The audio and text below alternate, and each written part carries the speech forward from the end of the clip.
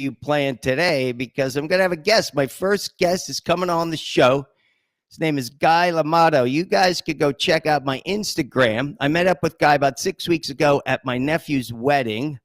There's a picture of us. You'll see, man. We go way back. I'm gonna bring him on now. He's a retired police officer. He also spent 10 years. Here he is. All right, there you go. Hey guys, hey everybody, say hello to Guy LiMato, retired police officer. All right. Sorry, I had a little reverb. There How you doing, everybody? Can you hear me, Rich? Yep, I can hear you. Can you hear me? Yeah, I do. I see you, and I see the police uniform in the background.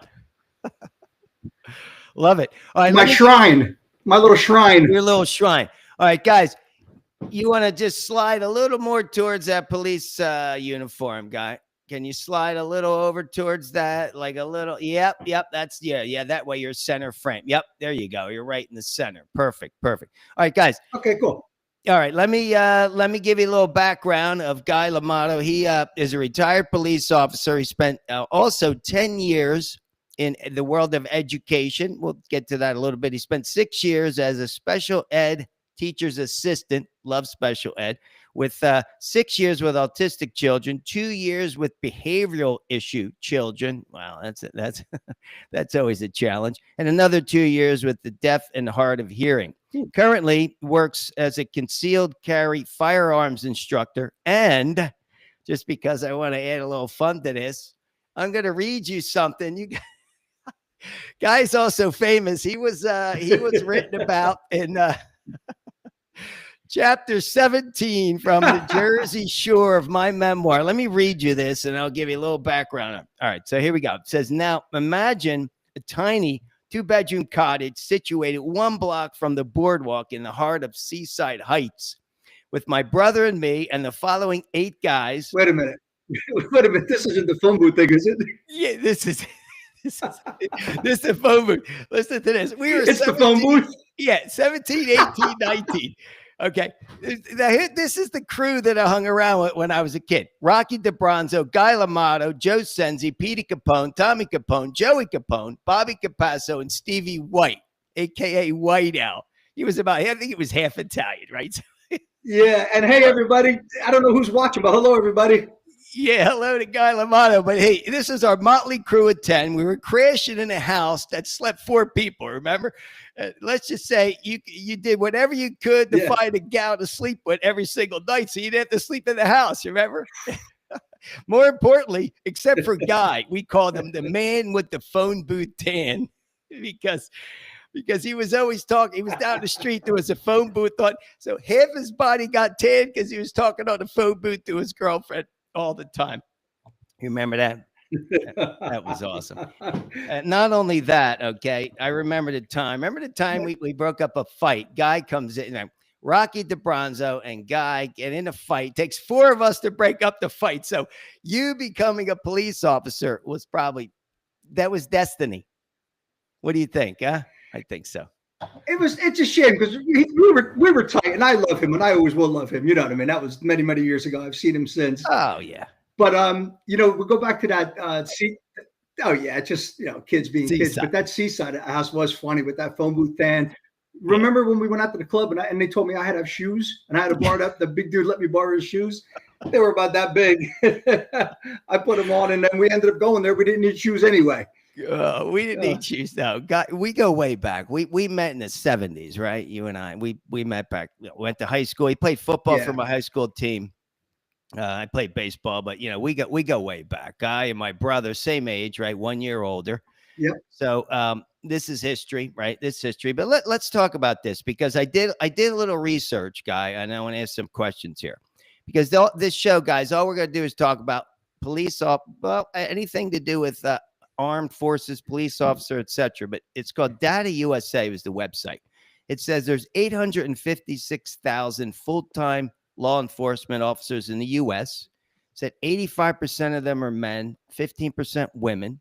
So the average age is 40. The average pay is $83,000 a year. Says guys make a little bit more. They make $85,000. Women make $72,000. And demographics say 39% white, 18% Hispanic, And it also says that 33% of officers have a bachelor's degree and 17% have an associate. So 50% of the people, I guess, went to college or did some college. So, in your experience, I mean, tell us a little bit about your background with the police force. It was New Jersey, right? You were New Jersey. Let's hear. Yep. So how did you started get off involved? and Yeah. I had I had some hurdles I had to jump, because of some things. I had some hurdles I had to jump, to get through just the name. But so I was 22 years old, 22, 23 years old. Okay. I took the test. Back then, it was either, guys had military, guys had GEDs, guys graduated high school, was no problem. But I believe when I went on, I had to have 60 credits. So you needed an associate's degree to get in. That's what it was. And then as time went on, they wanted you to have a bachelor's degree. Right. That was about 84 what year was that? When I got in. 84. So you got in 84. September 4th, 1984. 1984. Okay, good. I was in college, right? I graduated 85. Got it. So when you got in, all right, most of the guys. And that's when your brother and Senzi came over to my house when I got accepted to the academy.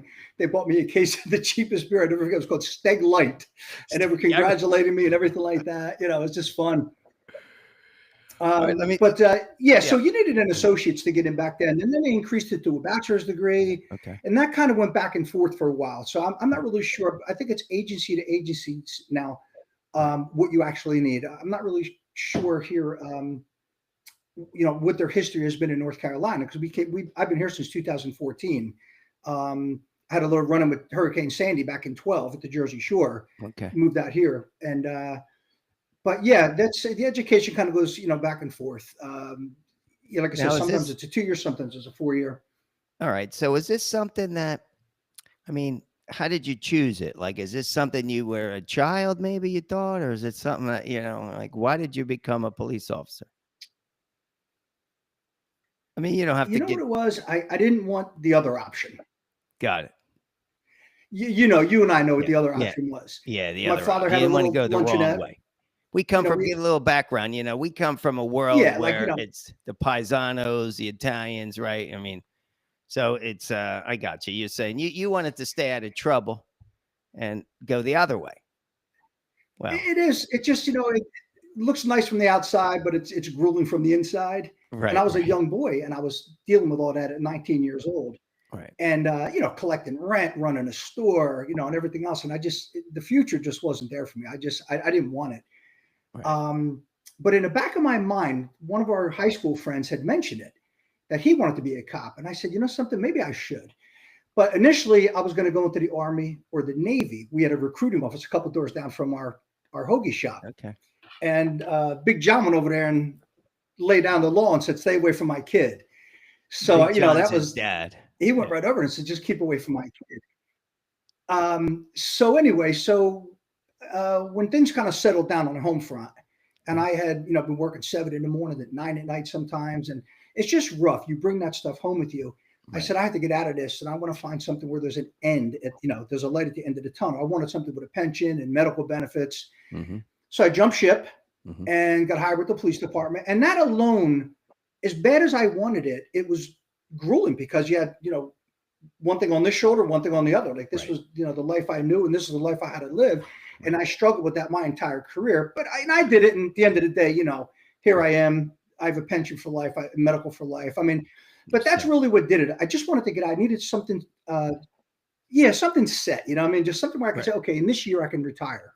Right. And get out of the grind. His father ran a hoagie shop in our neighborhood, and that's what he was referring to, the nonstop. Well, let me tell you, this is what I found. It says these are the top 5 most stressful jobs in America. Number 1, police officers. Number 2, firefighters. Number 3, airline pilots. Number 4, wedding planner. And number 5, military personnel. So he didn't become a wedding You didn't become a wedding planner, but you chose the most stressful job. So what would you say is the most stressful part? Being a police officer is number 1. What do you think is the most stressful part of the job of being a police officer? What would you say it is? Well, especially today now, these kids today, they got cameras on them. There's cameras in the car. There's cameras out of the car. You have a camera on you. Right. That in itself, I think, sets, a lot of pressure. You're no matter what you say, no matter what you do, somebody can sit in a nice, comfortable atmosphere with a cup of coffee and look at that videotape of what you said or did, and they can pick you apart. So that's stressful right there. You're always watching what you're saying and what you're doing. What will this look like? What will this sound like? Cameras came to the tail end of my career. We had them in the car, and you wore like a little pager. Remember the pagers back in the day? Right. Today they have them on them, and I don't even recognize cops anymore. They put this big armored suit on. They look like robot from Lost in Space. I mean, they got this big thing. Everything's on them. You got something over here, something over there. So anyway, I think that's part of it. Internal stress. There's a lot of internal stress. There's a lot of who's who.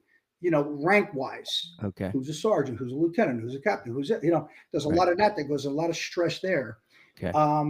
Then there's a lot of things like me. I didn't want to sit still. I didn't want to answer alarms for 25 years. I didn't want to take accident reports for 25. I wanted to get involved with stuff. So I hit the motorcycle. I did. It was in the school programs. I did school, which I enjoyed. And there's like a lot of that. Because there's a lot of competition. People want your job, and you want to get stuff, but the people out there where I worked, at least, it was a nice community. It was a very, very nice community. It was so often you'd run into something. But I don't know. I can't say. I tell you what, if I had to do it over again, I think I would have been a paid fireman. Those guys, the camaraderie, camaraderie second to nothing. Oh yeah. Oh yeah. They make good money. I mean, they work a 3 on, 1 off or something like that. I mean, they're heroes. And like I said, looking back, if I had to do something else, I might have taken that. Yeah. I might have taken that road. Yeah, no, that's actually we just had a family friend who passed away who was a chief in Trenton, New Jersey, the fire chief. Yeah, that was, well, anyway, one of my father's, Bobby Coletti. Remember Bobby? I don't know if you knew Bobby Coletti, but anyway, he was back in the day. But anyway, so what would you say? I know, like, I'm thinking about like domestic violence. I mean, I would think that's got to be a brutal situation to walk into as a police officer. It is. And the thing about domestic violence, and when I teach my concealed carry class, I say this all the time. Before you see something out in the parking lot and you see 2 people going at it, just hop in the car, hit 911, give a description of yourself, give a description of them, and stay out of it. Because no matter what's going on between those 2, somebody will turn against you. I've been in situations where I went into a house, and I'm telling you, there were stab marks all over the wall.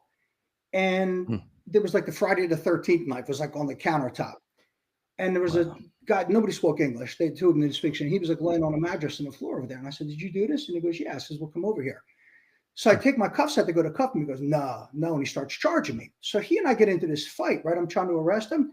Who jumps on my back? Her. You know what I'm trying to say? So it's like, you get that too sometimes. Like, like they change their mind. Yeah. And in many cases, they'll come into court after you've done this much paperwork. Hey, she changed her mind. She doesn't want to pursue charges. Wow. Now they have what they call victimless crimes. Whether you want to or not, the police officer can go ahead and move forward with this and say, "No, this is what I saw." And they can move forward with the case. And thank God for the men and women now who have that, option. But yeah, domestics are pretty hairy. I would think so. What would you say the most impossible part of the job? Like what's like the most challenging part to being a police officer? Is it the mental aspect of it? Is it like the physical? I mean, you handled the physical. You're big, strong dude. Yeah, it's certainly not the physical. I've always, even at this age, I mean, I still work out 5 like you. I mean, I'm not as agile. I mean, but I still train 5 days a week. Right. The physical part for me was always easy and it was always fun. And I think it was more of the mental part of it. I mean, you just see a lot of guys fizz out around 20 years. And I always say you could get a job like NYPD or you can get a job like Yardville, New Jersey, even though that's a part of Hamilton. But you can, no matter what, no matter where you are, in my opinion, my humble opinion, I think it's a 20-year job no matter what. There's something about that job that burns you out. 20 years, yeah. Whether it's like in our case, we had dispatchers that we would have a dispatcher, that would, God, every time they hit the mic, you were just afraid what was coming out of it. And your blood pressure would go up. And and your blood pressure would go up. And then like she would say, "Oh, you got a cone that blew in the dry, or a garbage can that blew in the road." It's like, and it's just that up and down, up and down, up and down. And then there are times that you'll get like a serious call you'll go to, whether it's an accident and you help out, or you'll do something where there's a simple alarm that goes off every Saturday morning. You know? Right. So I think the emotions go up and down, and I think it causes a burnout effect. Right. There's a burn. Well, let me ask you, because I believe, I mean, I don't know the details. So you were in like a shootout, like once or twice, right? Were you in like, where you kind of like had used, people shot at you? Once. I was in one in 1980, June 20th, 1986. So somebody shooting at you. I just, my alarm just went off. It's reminding me that we had this thing today. I'm sorry. Okay. There Yeah, we go. started. Yeah, it was. So tell me about that. What was that in, like? That must have been hairy. That somebody shoot like almost like you could have got killed, right? It was June 20th, 1986, and it was. It pretty much involved, to make a long story short, it was involved a fugitive out of Colorado who one of our officers tried to stop, and it was a slow pursuit, and it went up one of the major highways, which is Route 18, and he went off, and the dispatcher had gotten some information. The dispatcher did an awesome job. He ended up being a police officer, and good guy, good cop. His dad was a captain with our department. And anyway, one thing led to another. We stopped him. He started shooting, and we fired back. And that's how that ended up. But that really made the job very, very real.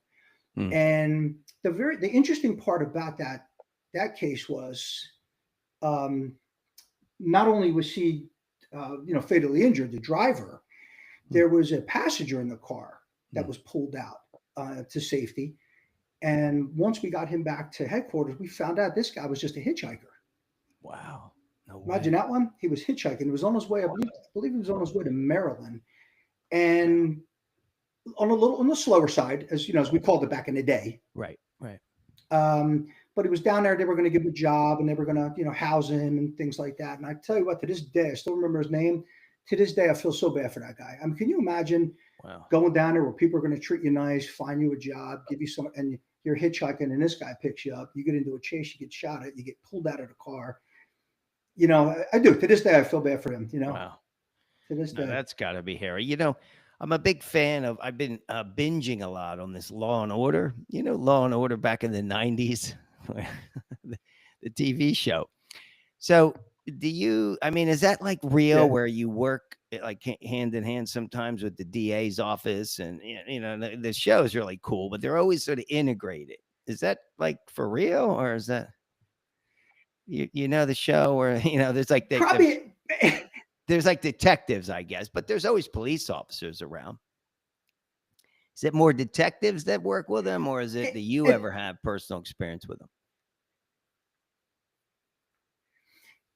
There's different levels. Like we're the first responders, the guys in uniform, the guys and girls that you see outside take the report. They're the first responders. Right.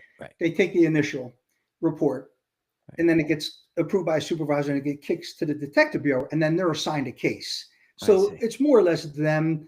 I see. Every once in a while, if they need more information, they'll come to us. But what makes me laugh about the like some of these shows, what's the one with Tom Selleck? What's he? Magnum PI. Oh, you mean Blue Bloods? No.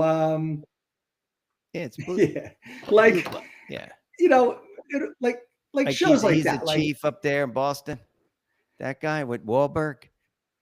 Yeah, and it's Wahlberg. Wahlberg makes me laugh. Like he's like, and it's just I get it. It's a good show, but it's not real. Like there's not one time in the world would I get in a shooting or come up to an accident scene and have the ambulance put the person in there, and I go, make sure he gets saline. like he's working day shift, and next thing you know, later on that night he's on a stakeout, and then the following day he's doing something else. It's like it isn't like that. It's not like that. It's not Hollywood. It's pretty much everybody has their own thing. You have your uniform, and then you have plain clothes. Got it. So when you show up to work, do you show up like when I go to the gym, I'm already dressed? Do you go in like street clothes and then change in the locker room? And is that like kind of how it's, or did you show up at the job wearing the suit? How's it work? Well, everybody gets assigned a locker. We have a locker room downstairs where I was. Okay. We had a gym. Oh, okay. And then we had a room, what we called muster. We'd go there and we'd muster up 15 minutes before each shift. So when I didn't live too far, when I was coming up in Trenton, Hamilton, I would drive up in any kind of clothes, street clothes. especially when I was younger. If I was going to go out, I'd have clothes, Okay. But when I moved from East Brunswick all the way to Manahawk, and it was 70 miles in each direction, so it was 70 up and 70 back. Wow. And that was when did I move out there? I moved there in 2003 to 10. So about the last 7 years of my career, I drove to work in uniform. It was just easier, I mean, because I would have to leave that much earlier, that hour. Right. This way I was just in uniform when I came and went. But Right. to answer your question, we all had lockers and everything in there, so. Got it. So you could do.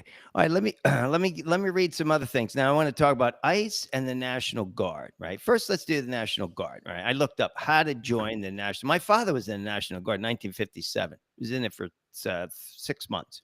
It says you have to be between the age of 17 and 35. There's 430,000 civilian soldiers out there. Right. You have to be a U.S. citizen or permanent resident. You have at least a junior in high school or have a high school diploma or GED. You have to achieve a minimum score on the ASVAB. That's the Armed Services Vocational Aptitude Battery. It's a test. You do 135 questions on the computer or 225 on paper. And then you got to meet a medical, physical, and moral requirements. That's the National Guard. Is that something that you even considered, or like that's totally different than like police officers? Because you read a lot about that now. And now governors call upon National Guard, and then now with President Trump is able to in certain times. So what are your thoughts on that? Yeah. I have several friends that are National Guard, and many of them went in for like their 4 years as like regular Army. And then when they got out, they spent like another 15, 20 years in the National Guard. A good friend of mine, she lives in Lacey. Geez, I don't even know what her rank is now, but she's a very high rank. And she's a guidance counselor in the school, which is her, regular job. When they get called upon, she'll go away like once a month. Is that how, or like she has to go away so much time a year? Is it part time? I think they go away 1 weekend a month, if I'm not mistaken. Okay. Got it. Do you have a little bit of a delay? That's why I do. There's a little bit of a delay. Yes. Yeah. My apologies if I'm talking over you. I'm sorry. Oh, no. Yeah, no worries. Yeah, guys, this is as you know, this is the first interview. So Guy is the, the guinea pig here. So yeah, there is a little bit, but no. So, yeah. So, folk nowadays, right? I mean, would you say it's as dangerous? It's not as dangerous as it would be being a police officer per se, right? National Guard. Well, I'll tell you what, I worked with a guy on my department, and when he went away as the National Guardsman, he said there were times he was standing in places going, is this going to be my last day? Am I going to die today? Wow. So I guess they get put in different situations. Okay. I know during quiet time, let's say, or downtime, maybe once a month they go away for training, what have you. But some of the folks, if not all of them at this point, I know have gone away and they've actually seen some activity. What's going on now over there?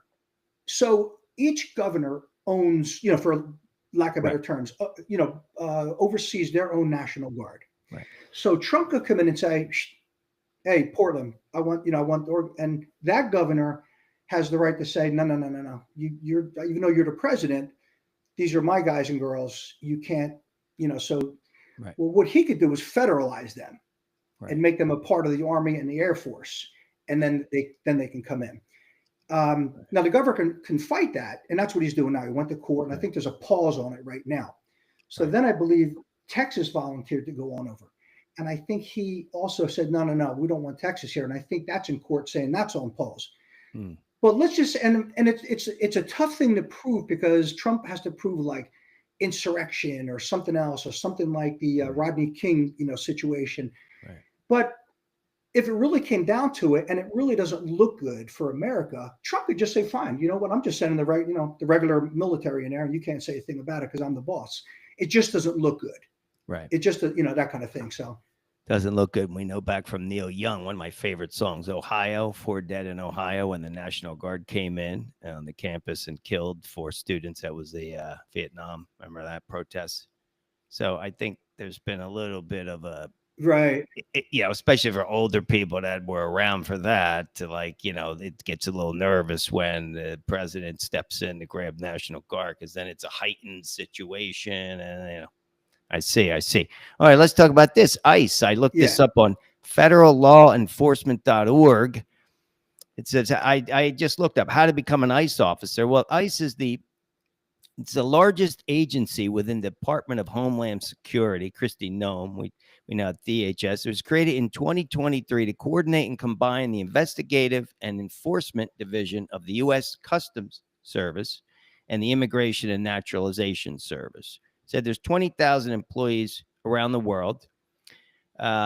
Says they make a little bit less. They said they make anywhere from 28,000 is, I think, the lowest level, to 130,000 if you're the highest level, which requires a PhD.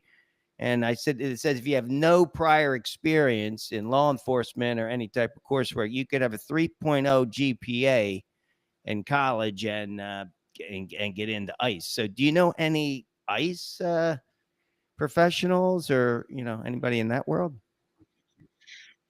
You know what? I don't, because that came way after me. Yeah. I'm out 15 years now. Oh, right. My cousin retired from Robbinsville, and he went to Homeland Security, so I knew bits and pieces about that. Okay. He is probably one of the two. I know two cops that were phenomenal. He's one of the two best cops I've ever met in my life. My cousin. Really? Left Robbinsville. Oh my God. You could ask him anything, case law, anything on the top of his head. He was right out of Robbinsville, right over there. He was phenomenal. Interesting. And another guy I worked with by the name of Alex, amazing guy. Both of them bachelor degrees. Both of them actually, made it to the rank of lieutenant. They retired, I don't know, 150, maybe 150 range or something like that. Really? It's funny because some of these departments, like when I was there, our captains were making 170, and that was 15 years ago. I don't know what they're making now. Right. Well, probably 250. We're making 170. I think the director of public safety might have been making that, but it's got to be off the charts now what they're making now. I don't even know, but sure. I think a while ago, I think they kind of pulled back a little bit and they said, "Wow, you guys are just making way too much money." And then when Christie was in New Jersey, I know he kind of attacked their medical benefits. But anyway, going back to ICE, I'm sorry to go off on that. Right. I don't know. I don't know anything about ICE. I tell you something though. It looks like they were just given the green light. Go and I don't know who oversees them. I don't know where they check in the morning, where they get their orders. Even when they arrest somebody, I don't even know where they take them back to book them, if they book them. Right. What happens? All of that, the National Guard all falls under Title 10. If you ever will look that up, but that's where it falls under Title 10. Okay. That's where Trump has the right to either send them in or can't do it because of that. Right. So yeah. Let's not to get too political here, but do you think what's going on in the world? Look, there's the whole kicking people out, the criminals, and then I wanted to ask you two questions. One about that, about what do you feel as a police officer? Because hey, I don't know. I don't know if I could do the job, right? It's a very, very, well, talk about stressful, but very, very difficult job, right? But it's do you think what's going on now, is it going too far? Is it okay? What do you think? You don't have to answer, but I probably shouldn't. Okay. but don't answer. I will tell you this. I will tell you this. Our parents, my father, was raised by immigrant, parents. Me too. I have documentation on my phone. I have it here now. I have their papers from Ellis Island. I saw when they came over with their grandparents. Mm-hmm. They came over the right way. Now, from what I understand, there was no. I guess the rules were different. I guess Ellis or something Island, like that. Somebody's always going to flip flop. Everything was different. Right. So I actually went there and I looked up some paperwork and I got my grandfathers on both sides, their names. I will tell you this though. If you're a member of ICE or if you're a police officer and you're given an order, and here's the analogy I give everyone. All right, so the school shootings, they're getting completely out of control. Oh, yeah. Here's where I feel bad for cops. Here's where I feel bad. Take Florida, for example, that one sheriff. Now, or those sheriffs, they went in, I think it was Florida, and they actually went into the school, and I believe the one officer's wife was inside there, and they were given the order to stand down.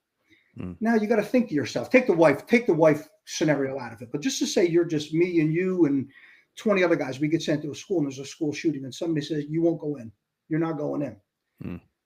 I could see the guy, he's over there. He was you're not going in. I'm telling you, you're ordered not to go. You have to stand there and you got to think to yourself, do I go in or do I catch this guy, bring him back, get fired, lose my pension, lose my medical, and lose everything?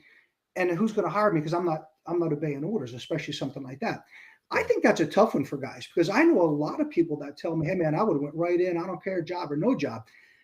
You're kind of, it's tough. It's really tough. Yeah. You're faced with, let me give you a little analogy. When I substitute taught, right? When, this was in New Jersey, I'm going to get specific what school district, but first time I taught at a middle school, right? It was the first week I went into New Jersey. This is before I wrote the book.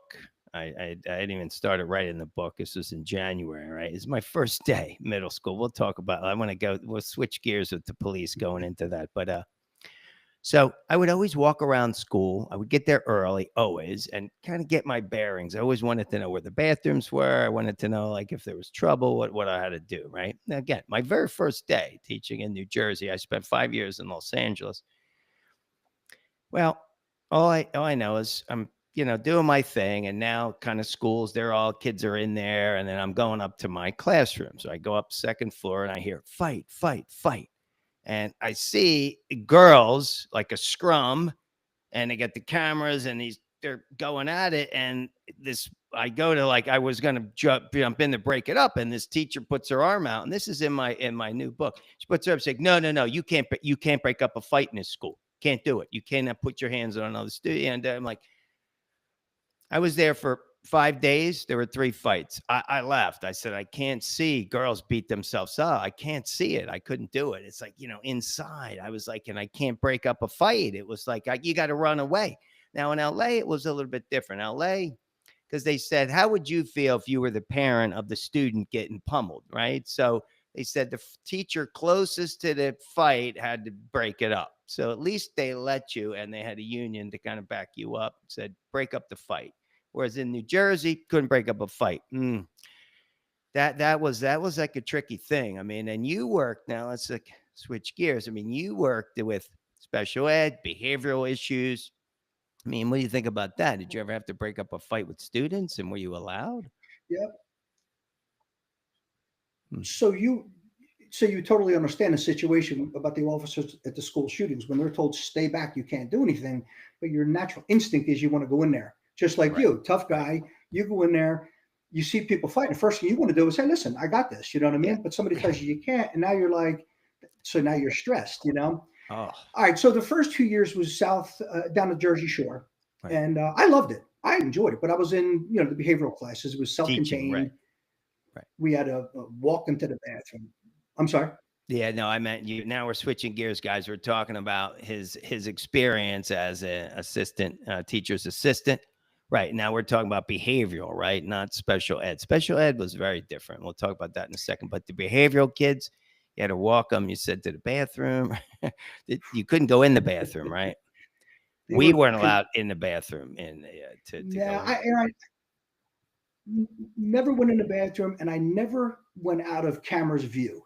Like if there was a kid alone in the room, boy or girl, and it was I stayed right out in the hallway until he or she came out or I went in. I wasn't putting myself in that situation. Yeah, always. So the first 2 years was behavioral, contained class. They had lunch alone. They had recess alone, and you had to walk them to the bathroom.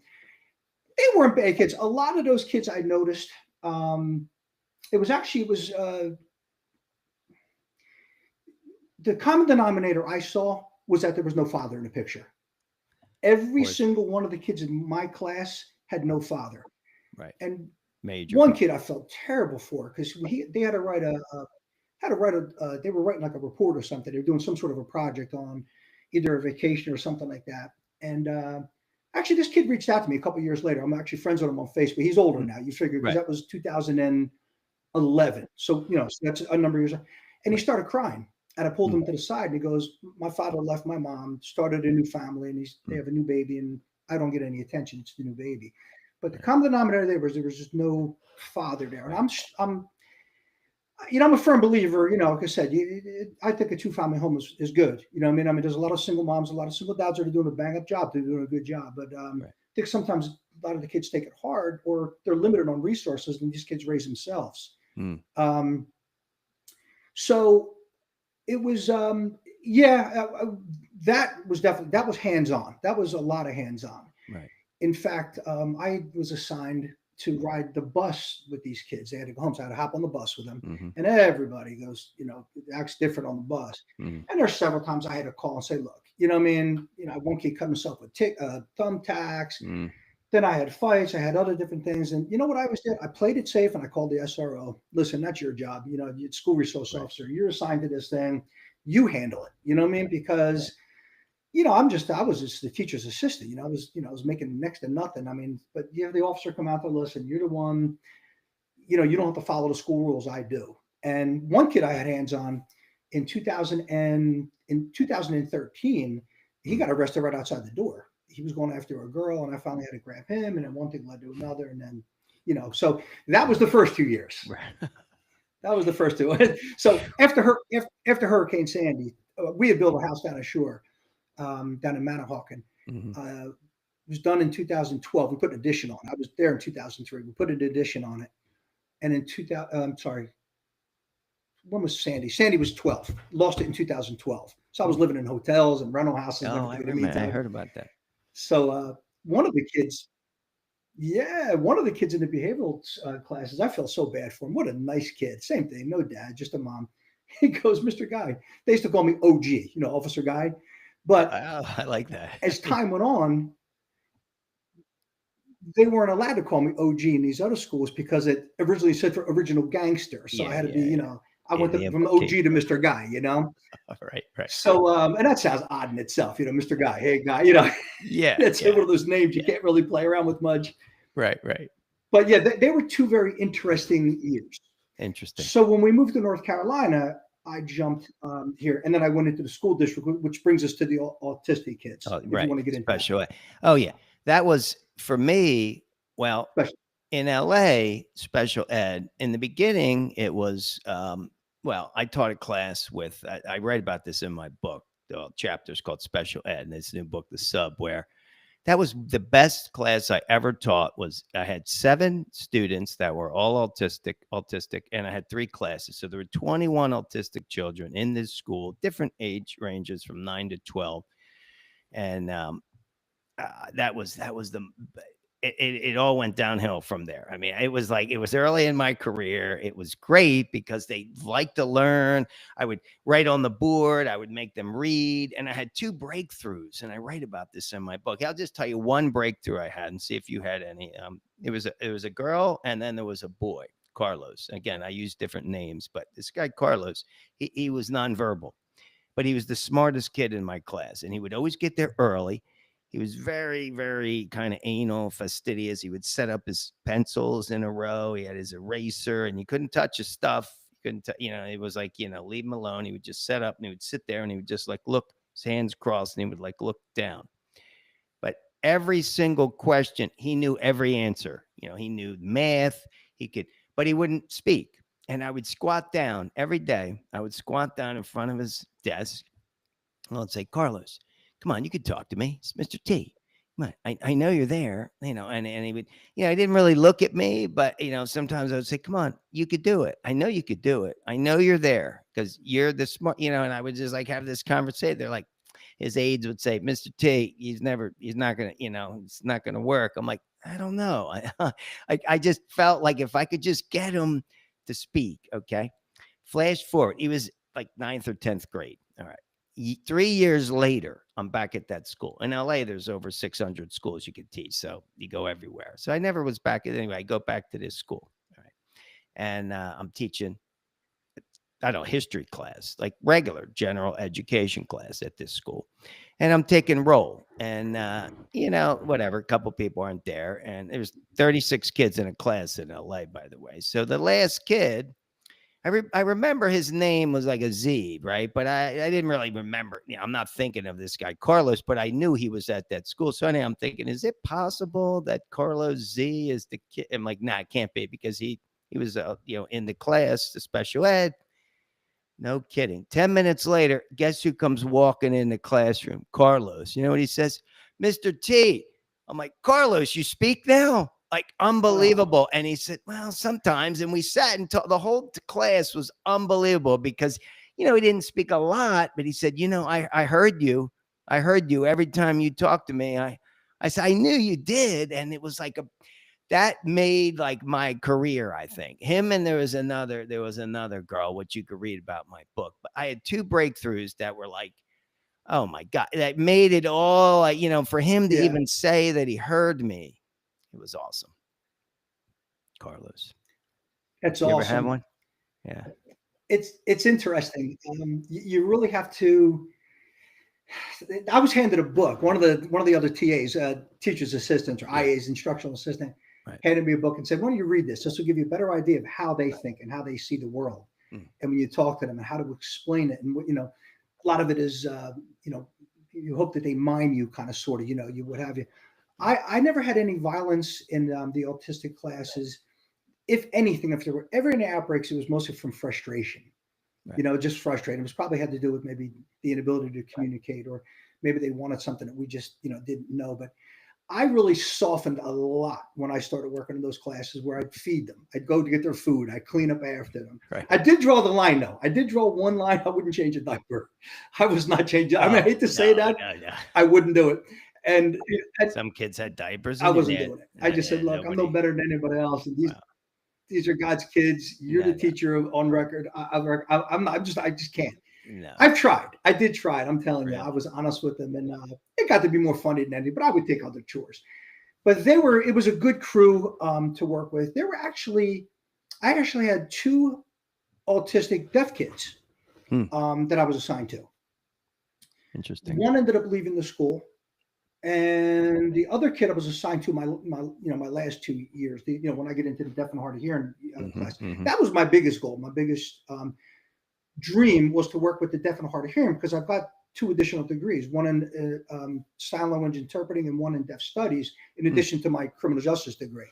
Wow. So I really, really wanted to work with them. And honestly, when I retired, my goal, before I lost my house to Sandy, my goal was to be chief of security at Katzenbach School for the Deaf, the Trenton School for the Deaf. Yeah, it's a famous school. Yeah. I couldn't get my foot in there. You know what I mean? It just, Yeah. Yeah. So that was what I really wanted to do. I figured combine the two, But they're very interesting. I've learned that some of them are high functioning socially, low level academically, and sometimes it's the opposite. They're high functioning academically and very low functioning. Right. I found that very interesting as well. The one deaf autistic kid I had my last 2 years, right? I mean, he was a sweet kid, and just the same thing. Like, can you hear? Well, he was deaf, but can you understand what I'm saying? Like, you know what I'm doing? He would throw a couple little signs out. We called them home signs. Like, they were signs that he developed with his family. But I'll tell you something. Put some math problems in front of him, that. I know. It's just, I know. It's amazing. It's like, everybody knows the movie Rain Man, but that's like a very unique situation where he was, brilliant. But now I'm telling you, this boy in my class, he was 100 on everything he did, and everybody else was like 20, 25 maybe. And you're right, there were some outbreaks that I experienced, but the good news was in that class, everybody had their own personal aide, and the aides would sit off to the side. They had couches. I don't know where you were. There were couches, but they were assigned because each child had their own aide. Like, we had one girl that was a runner. I don't know if you ever had a runner, where she was like really sweet, but she would just get up and out the door. They would chase her all around campus. The girl would just they would literally be chasing this girl, and the schools were locked down, so you couldn't really get out. But there were times where she was fast. Oh my God. And it was like really cute because they'd say, bring her back, and she'd be laughing. Like, it was fun for her to just run around. Yeah. But then we had, part of her day. Yeah. Right. And then we had some kids that would just play video games in the back, and you couldn't break them away. And it's interesting. What I learned was, once you give them Well, you know the old saying, you give an inch, they take a foot. Or, once you give them a little bit of room, like this one boy, all he wanted to do is play video games. So I said, well, why did you let him do that in the first place? So as soon as he come in the classroom, he'd be in the back of the room. There was a computer and he would start playing games. And he was like really good, like, all these, but you couldn't break him away. So once he sat down, it's like to get him into, then he'd be screaming and in the back. And you were like, how do I get him back into the classroom? And it was the assistant that let him. He's like, well, anyway, those are some tricky parts because he was in his own program, but you know what? He was doing fine, but he wasn't learning. Yeah. But I tried to teach. I mean, I was all about.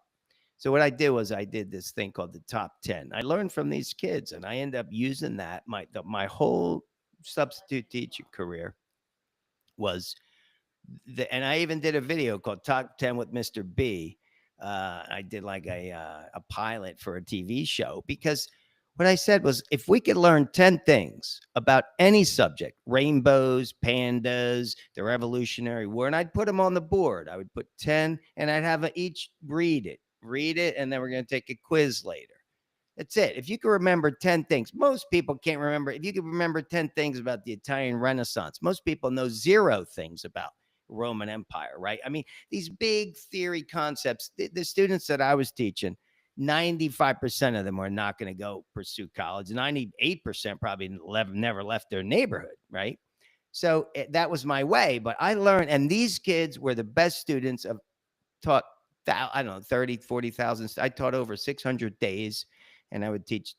These kids were the best. They were, I mean, if I can go back in time and they only lasted 30 days because the way it works in LA is if you take on a 30-day assignment, they pay you more. But if you do it daily, they could pay less. So, yeah, so you get like $250 a day when you do a 30-day. But if you do day to day, it's like $185. So they just replaced me with dailies. I was like, because I built a relationship. And these kids really knew me, after 30 days, these kids know you. And they would like get excited to go see, Mr. T. So no, that was, I had a good journey with special ed, although what I learned later as time went on, they would put the bad kids or the bad apples, I call them, the kids that just didn't do anything, never took a test. I had kids that you put a quiz, they're like, they just throw the paper up. They didn't care. So these kids they would throw them, over time, then they would be mixed in, which wasn't good because you got the trouble. You had behavioral. Well, they would mix the behavioral with the that was a real challenge because you're trying to do your work and then you got nonsense. The things, I don't know, you didn't read my book yet, but you read the F-bombs. And I mean, kids threw books at me, kids flips tables at me, poured water over my head. I had more things happen to me that you would be like, unbelievable. Talk about the disrespect. Defiance and disrespect. Those are 2 things that I never received from the autistic children special ed ever. But everybody else, free game. Sure. Interesting, huh? And how about the way they toss it up, the discipline with these kids that are in trouble every single day? How many times have you seen them go to the office and come back with a snack? Over and over, I'd see them go down there, and this is different schools in different states. Oh yeah, same kid go down. Oh, if you're good today and tomorrow, you could have lunch with the assistant principal on Wednesday. Right. And it's like, I'm sitting there biting my tongue. You know what I mean? All the good, and God forbid you get an athlete that does something. You can't play in this game, that game. You can't suit up, Oh, no, forget it. Oh, one time, right? I kind of, I guess I got my own little reputation where I would send kids to the principal. I would just say, get out, go to the principal. I learned this. This is in my book. Okay. Mr. Washington. No, this is again, true. This is early. Again, my first semester, you kind of learn all this. I had no experience, right? And you're learning classroom management's rough. I mean, that's the most challenging aspect for a teacher in these inner city markets. My experience was classroom management. So I get assigned to this school, middle school to me. I couldn't even teach. It was the most difficult. So I'll never forget the school. And I show up with the suit on and then they look at me like, oh, who's this guy? This newbie right off the boat, right? They're like, we're going to put you with Mr. I'm like, I don't get my own class. They're like, no, not at this school. You go help out Mr. Washington, right? I go in the class. He's this ex-Marine.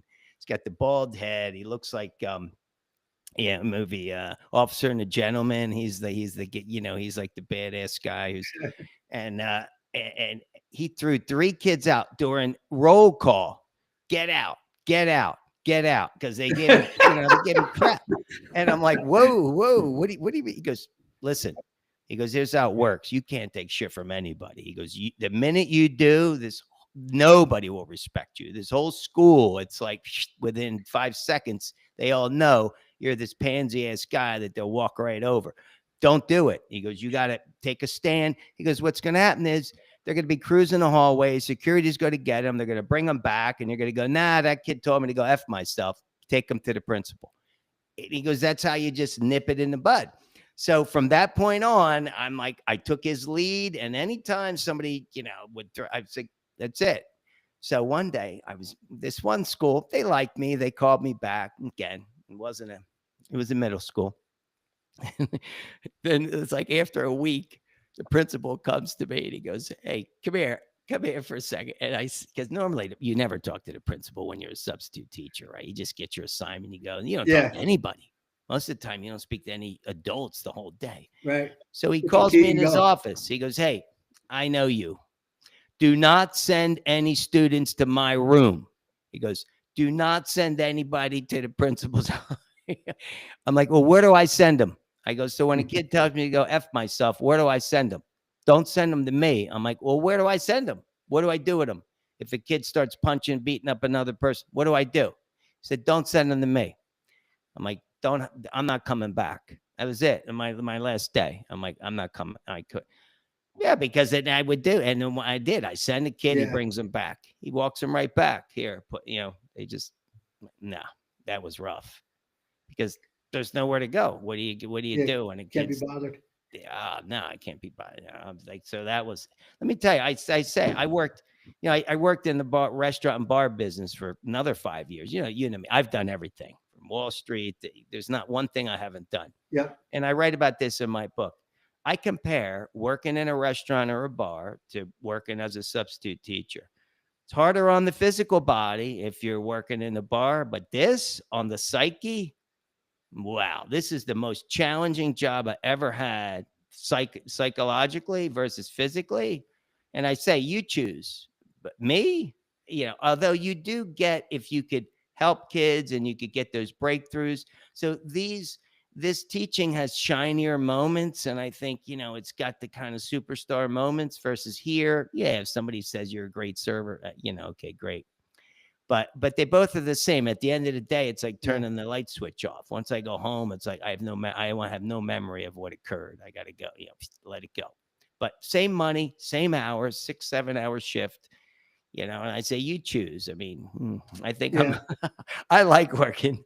The camaraderie. I don't know if you ever worked in a bar, but all right. It's rough. So you've had St. Charles Place. St. Charles Place back in the day. For a stint. That's why I left. That's why I left. That's why I left being an IA. I had a full-time gig and I enjoyed it, but it was just too much. It was just, I said, eventually I'm just going to get myself jammed up. I can't, and I'm not even a teacher. I wasn't even a certified teacher. No. I'd report at a certain time and I'd leave at a certain time. I wasn't there doing lesson plans and reporting to a teacher and doing grades and things. I didn't have any of that, but I was just like, you know what? I'm done. I got to get out of school. I'm thinking about going back to sub. They only pay $1.35 here. I might do a day or two. Yeah. Let me tell you a funny story though. Yeah. Before we get into the part, right? So I was a cop and I was teaching the DARE program. Okay. And thank God for the IAs and the one-on-ones. Drugs and aren't alcohol. Aren't they wonderful? The one-on-ones. Wait, say it again. DARE is drugs are really expensive. Drugs are really the drug abuse resistance education. I got it. Drug abuse resistance education. DARE, right? I used to tell the kids, they were like, Officer Guy, what's it stand for? I said, it's simple. Drugs are really expensive. And then I'd break the ice that way a little bit with the kids. I'd do my little Guy LiMato shtick as best I could. It was like my stand-up routine when I was teaching the DARE program, my best audience. Right. So, like your brother always says, Maniscalco wouldn't have nothing on me if I let loose back in the day. You missed your calling, Mats. Mats is his nickname. Yeah, go ahead. I don't know. If Sammy's watching now, he's going to kill me for not bringing this up. But we still have a plan. We still might do it. So anyway, I was teaching dare, so full uniform in front of the class, and there was a a one-on-one back there, and all of a sudden I'm talking, and I'm very nice. I don't need to be tough with young kids. They're 11, 10, 11 years old, and I came up with the motorcycle. It was just a good. Actually, you know what? I came up with a motorcycle at times, but I'm lying to you. They gave me a dare car because I used to have charts. But anyway, it always looked sharp as a tack. And all of a sudden I'm talking, and I hear this, and I look, and I didn't see anything. Strike one in my mind, yeah. And I'm, on and on, and this is how the program goes. And I hear this, So finally, the third time I catch a kid, I said, let me tell you something right now. I'm going to end it right now. I'm not up here to be made a fool out of. I'm not a clown, and you could leave if you don't like what I have to say. The one-on-ones in the back going, she's like this. She calls me outside. She goes, she's got Tourette's. It's like, oh, Jesus God. So that was like a funny story. Like, you need to tell people before they come in that class, Yeah. Don't go near this one. You might get bit. This one might kick you. This one might talk your ear off. This one might drool on you. Oh, yeah. If I'm speaking in front of the class, tell me he's got Tourette's, and this one I won't, but we chuckled at it. We laughed to this day. There's I've had some laughs. I've had a lot. Yeah. Some of these kids make you laugh, though, don't they? I'll tell you, some of the things. I had a kid one time. He had his head down on the desk, and I went over there, and there was a note. I'm sleeping. Please leave me alone. Put a note just take on his arm. Leave me alone. Yeah. Oh yeah. No, I've seen it all. We should take your book. We should take your book. We should take your book and both of our experiences and do a movie. Oh no, I'm definitely. Yeah, no, that's on the. That's going to be however long it takes. Now, my book, I believe it's. There's no time limit on it. 10 years from now, it's still applicable because. Again, I specialized. I was in these inner city markets, and the biggest thing that I found was the curriculum. The curriculum it was just ineffective. You're talking about, I had a kid one time he was staring at a periodic chart, and like I'm looking over his shoulder, and he's just like looking like he's reading Chinese, and I'm like, listen, kid, the only thing you're gonna have to remember out of that chart is water's H2O. Is everything else iron, Fe? Who cares? Does that have any this kid's not going to be a doctor. He's not going to be a scientist, not going to be a physicist. So I said, why, he spent, a whole class talking about this chart and trying to quiz him. I'm like, this is absurd to me. That's the thing, they should, I think everything, it's not a one size fits all. And that's how I taught with the autistic children. They said, do whatever you want. And they basically, like I was told many times, do whatever you want. Like, just make sure they learn something. So every day I was like, okay, Revolutionary War was my big thing because I was a big George Washington fan. Then I would do rainbow. I'm telling you, rainbows, pandas, do zoo animals, just because it was exciting and they loved it. They learned something because learning is not the same thing as just reading it on a piece of paper, right? Even the quizzes. Now, there was a lot of, that's why I think we got that, definitely a movie. It's like Dangerous Minds. Remember back in the day with Michelle Pfeiffer? I make reference to that in my book. And no, I definitely see a modern day film on this. So I'll be working on that. I already have my actors in mind for this. With all these stories. We got, and between all those characters, we could all do something, Oh, yeah. Did you ever, did you play music in your class? Did they listen to the, like over and over and over? No, all I did was one time, and I did say this in a previous show, and then we'll wrap this up. But this is probably my line. I don't know how long I've been doing this. This is my longest show. But I taught towards the very end. I taught at an elementary school, and I was a music teacher. I'm like, I'd never been they didn't really have music. I didn't ever teach music in LA.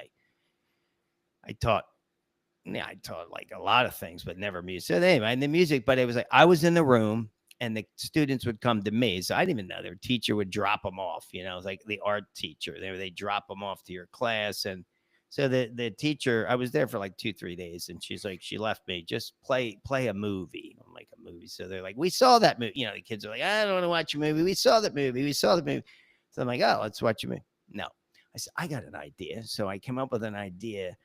And because I wanted to teach them that if you have a music ability, or especially if you're a singer, if you have a passion for it, It doesn't really matter. Like your voice could sound like anything as long as you could sing.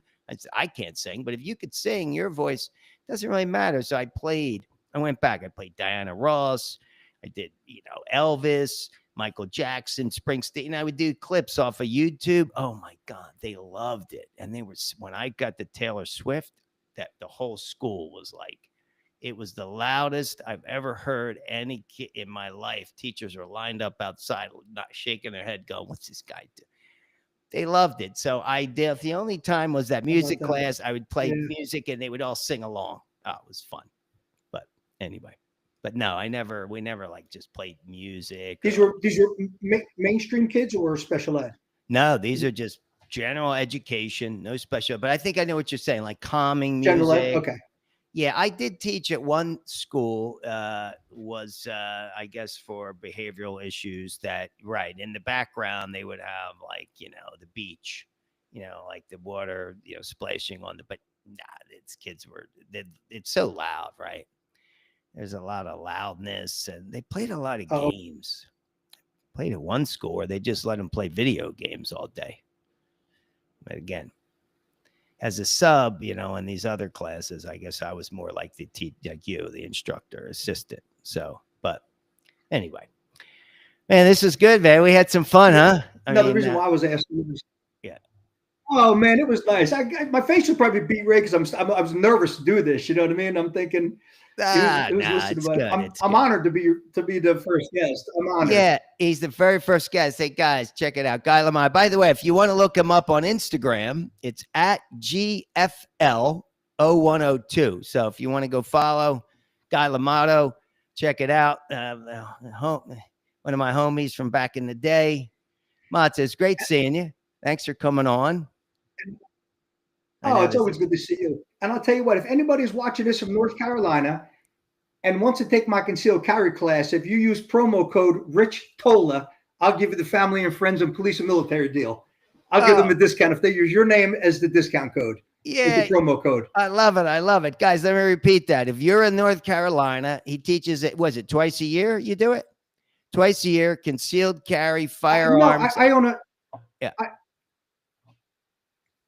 I own and operate a concealed carry company now. That's what I do. I teach about 4 times a year. Okay. It's North Carolina concealed carry. So I'm licensed and insured, and I'm an NRA and North Carolina certified instructor. But if anybody who's in North Carolina watching this and they want their concealed carry, promo code Rich Tola, or should I do Rich Tola or Tola Talks? Yeah, Rich Tola is fine. Use my name, Rich Tola, promo code Rich Tola. Do it. You'll get the discount, friends and family. And I'll give them. Whatever. Give them the discount, the concealed carry. I wish you were here in Indiana. I would take it because that's something I'm not really. I told you we talked briefly. I said, I'm not really a gun guy. I wish I was. My father was. Yeah. every Italian guy. What I learned about all those old times. So I heard. It carried a knife, a switchblade, and a gun. Was it registered? Who knows? Didn't need to be. There was always a river nearby. What kind of guns your father have? I don't know. Everything's grinded down. Whatever my father had doesn't exist anymore. But let's just say the serial numbers didn't exist either. No, the old time. Yeah, Mats and I go way back from the Italian, Sicilians, and that was awesome, man. Hey. Thanks again for coming on the show. Guys, look them up. North Carolina Concealed Carry. Guy LiMato at GFL0102. You can direct message him if you're interested. Go to Carolina, take the course. By the way, how long? It's 4 times a year, but how long does it last? How many days or hours? It's a 1-day course. Oh, 1 day. It's 8 hours, and you get your certificate that day. It's an easy written test. You qualify that day. Right. You get your certificate. All you got to do is go to the sheriff. He does a background, and you're done. You get it. Bingo. Right. And then maybe you join the National Guard. All right, man. It's good having you on the show. Thanks so much. I'm going to have you hang up so that I'll just wrap it up. Thank you. And let's see. Mats, see you soon, man. Thanks again. Take care. Thank you. Take care. You got it. Hey, guys, that was a blast. So long show today. talking all about police officers. And that's my good buddy, Guy LiMato. We grew up together back in the day. I want to give a shout out to everybody from New Jersey from those days. Again,